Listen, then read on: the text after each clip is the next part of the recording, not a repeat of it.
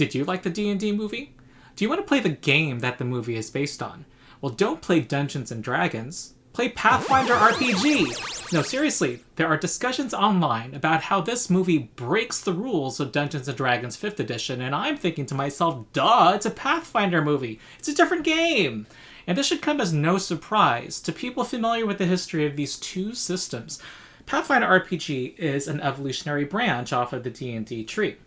Since YouTube loves top 10 lists, people tend to see those videos through.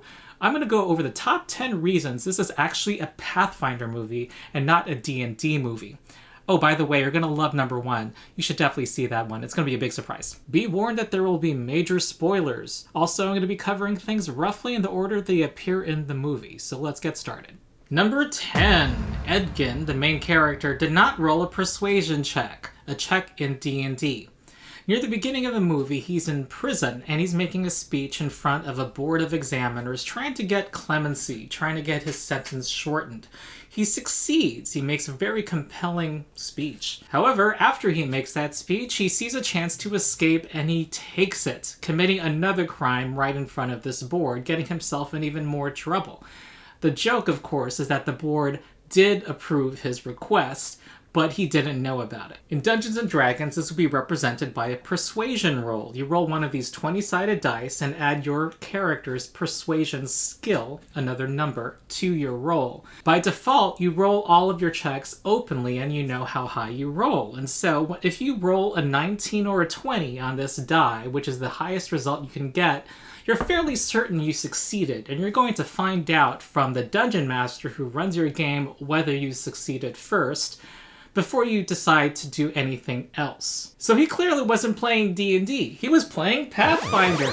Because in Pathfinder, when you make a request, the roll is made by the game master who runs the game. That's the only way to explain why he did not know how well he did, which you gotta admit is more realistic. You're not necessarily gonna know how well you did at convincing someone of something until later.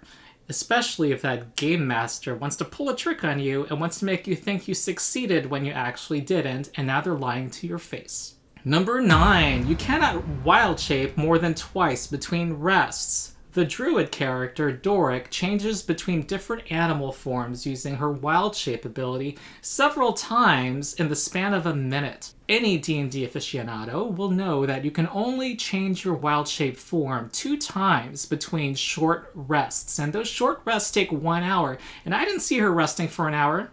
Impossible in Dungeons & Dragons. She clearly is playing Pathfinder. She clearly is a druid who has prepared spells that let her change her animal's shape, and she has prepared those spells several times, which by level 4, you can do this 6 times. The animal form gives you different cool animals you can turn into with unique abilities, and pest form lets you turn into tiny animals as early as level 1. Take notes, Wizards of the Coast.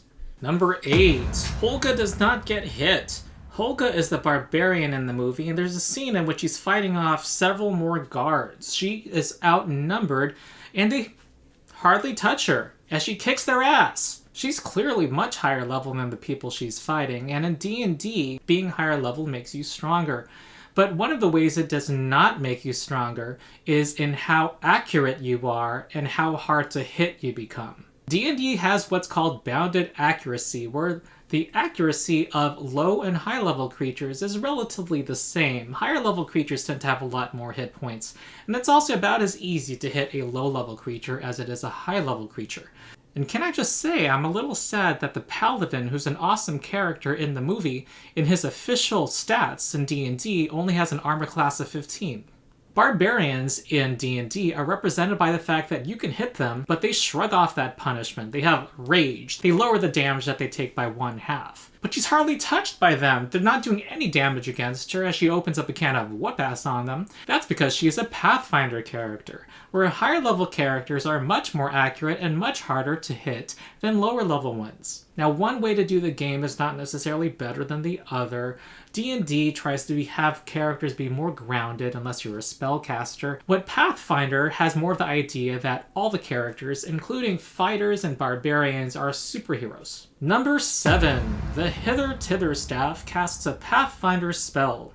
There are no magic items in either game that look like the Hither-Thither Staff you see in the movie, but there is a spell in Pathfinder that does pretty much the same thing. Pathfinder has a class called the Psychic, whose power comes from their mind, think carry, and there's a subclass called the Unbound Step, which messes with space.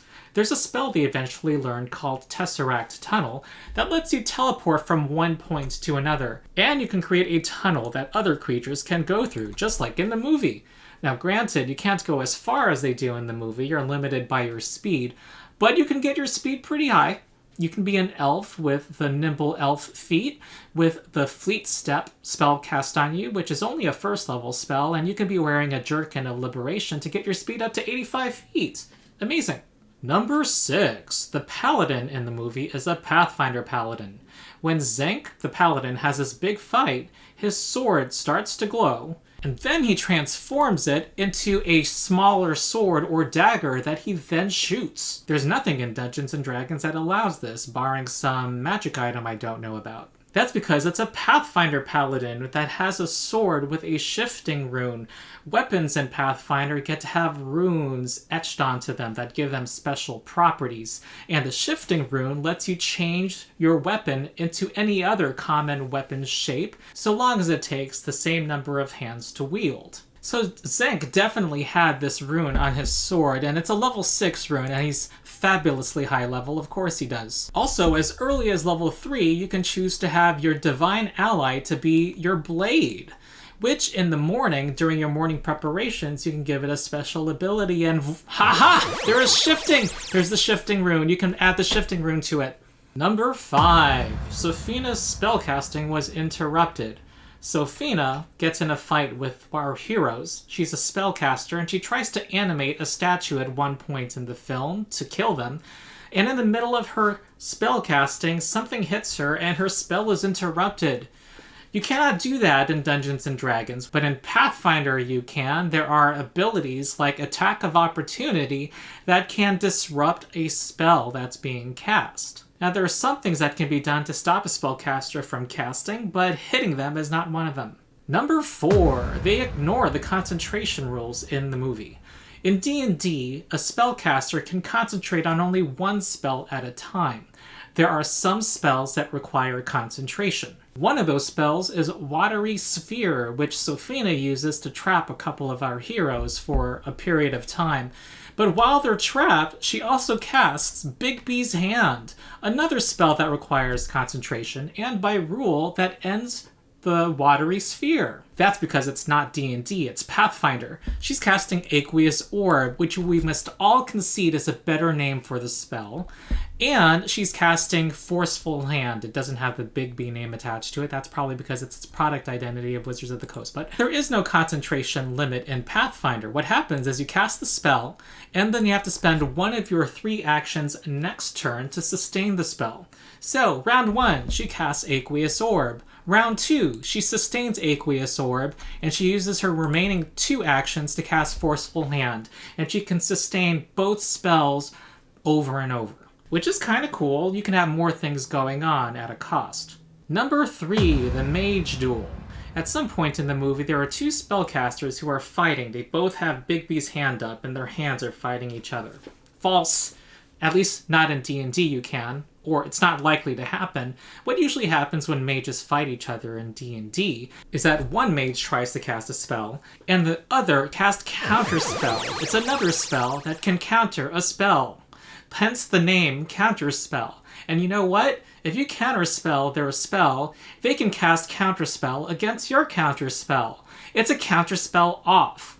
That's how mage duels usually go in D&D. And by the way, when Simon the Sorcerer in the movie says he's not strong enough to counter a spell by Sofina, not true in D&D.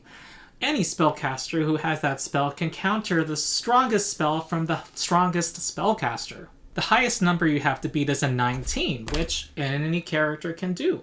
In Pathfinder, spellcasters are forced to use their spells against each other. Number 2, Sofina was surrounded, and it mattered. Sure, you may be all-powerful, but you cannot defeat the power of friendship. In the movie, the heroes surround her, and she's distracted by all of the simultaneous attacks. In D&D, in the default rules at least, being surrounded has no effect. You'd have to use an optional rule called flanking.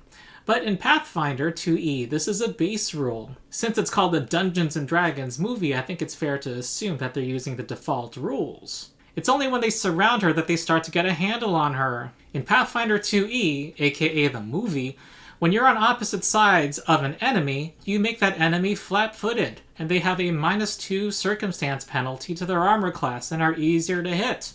Number 1.5, yes, I'm cheating, Sofina's spellcasting. When they first fight her, she's badass, she's teleporting hither and thither. She's clearly casting either Dimension Door or Misty Step. But it gets to a point where she stops teleporting, around the time she gets surrounded by the heroes. What's up, Sofina? Why don't you get out of there? They're clearly surrounding you. You don't have a tactical advantage right now, and you're just bouncing around back and forth just a second ago, and Misty Step is only a 2nd level spell slot, and you're some great wizard that probably has more spell slots than you can count. That's because this wasn't D&D, it's Pathfinder. Maybe she was afraid of provoking an attack of opportunity. Or, better yet, more likely, this has Vancian spellcasting. When you get to high level in D&D, you get all these spell slots, and you can cast Misty Step using any of these spell slots as long as it's 2nd level or higher. In Pathfinder, when you cast a spell, you cross it off of your list. So if you want to cast it more than once, you got to prepare it multiple times. You have to predict how many times you need it that day. Sofina clearly ran out of her Dimension Door and Misty Step preparations. What this means is that spellcasters beyond a certain level cannot spam powerful 1st level spells like Shield and Silvery Barbs, which Sofina, as a wizard with the high intelligence, absolutely would have done if this had been a D&D movie. Number 1.2, I'm still cheating. This is very spoilery, so if you don't want to see what is definitely a major spoiler, then go to the timestamp on the screen. And I'm going to be as vague as possible. If you've seen the movie, you'll know what I'm talking about, but if you haven't, it may ruin a moment for you. So, countdown. I hate spoilers. Number 1.2, a character does not die. And I'm not saying death doesn't happen in Pathfinder, it clearly does, and it's often described as being a deadlier game. I'm talking about how specifically death is avoided. There's a point in the film where an important character is dying who eventually comes out okay. And why are they okay? Well, because it's a Pathfinder movie. They spent their hero points. Hero points are a currency you have to re-roll dice rolls in Pathfinder. However, if you are about to die in the game, you can spend all of your hero points to prevent that death from happening. And how do you earn hero points? Through excellent play, including excellent role-playing. And this particular character, particularly she was memorable, was able to survive, not die, and why a certain other character did die, because they were not played by a player and had no hero points. In D&D, you have what's called Inspiration, which lets you roll a check 2 times and keep the better roll. But it doesn't work the same way as hero points. You can't die and then decide after you're going to spend Inspiration to prevent the death. That's exactly what happened in the movie. Now, before I go into my number 1, I'm going to do what every other YouTube channel does with top 10 lists. I'm going to distract you with other things so that you can continue watching the video. And this is what I gotta say. Wizards of the Coast, I'm not mad, I'm disappointed in you. You know what this is? You should know, you make the game. It's an intellect devourer. It's a monster that looks like a brain that bores into your skull, takes over your body functions, and walks around masquerading as you. And it feels like Pathfinder RPG is this intellect devourer that's boring into your movie and walking around and saying, D&D, D&D, I'm D&D, pretending to be something it's not. This is a terrible metaphor, but you've used the rules from a different game and inserted them into your movie and pass them on as your own without giving credit to anybody. People put their heart and soul and passion into designing a game only to have a major corporation use it for their own commercial and promotional purposes. I'm disappointed. So on to number 1. We have seen already 12 different ways the Dungeons & Dragons movie violates the rules of the game it's ostensibly about in order to, you can say, tell a better story. The Dungeon Master who's running this game has decided that the rules of Dungeons & Dragons are an obstacle to telling an epic, fun, and exciting story. And you know what?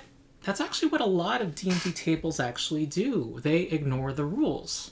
You know what? This actually is a D&D movie after all. I was wrong. Sorry.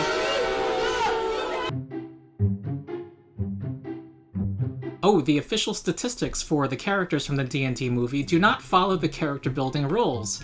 That's because they are Pathfinder characters. Like and subscribe for my upcoming video where we will be building their characters more accurately and I think more fun using Pathfinder 2e.